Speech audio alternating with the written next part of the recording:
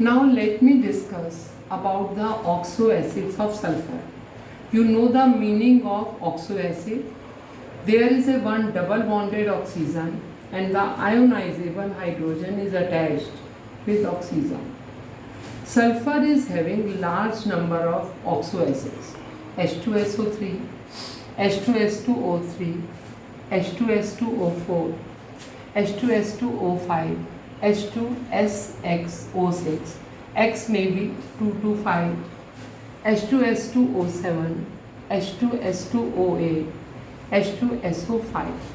Some of these oxo acids are unstable and cannot be isolated. I will tell you about the structure of some important oxo acids. The first one is sulfurous acid. There are two ionizable hydrogen with an oxidation state of +4. One thing you have to keep in mind that there is no link of basicity with that of a oxidation state. The next one is sulfuric acid. Again, it is dibasic in nature with the oxidation state of +6. There are two double bonded oxygen. The next one is peroxodisulfuric acid. This is known by the name of Marshall acids. It is favorite for the board examination.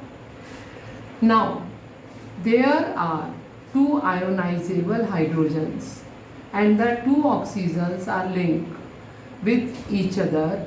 So that is why the word oxo has been used. You know, the oxo word is used where there is a linkage between oxygen and oxygen.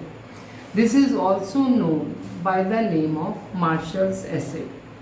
The next one is pyrosulfuric acid. The oxidation state is +6. Again, there are two ionizable hydrogen, but the linkage is that of two sulfur with one oxygen. The last one is peroxomonosulfuric acid. This is called Caro's acid. Although it is not given in the book, but it is asked so many times in the examination.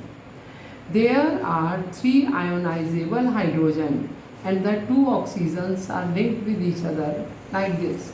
There is a double bonded oxygen.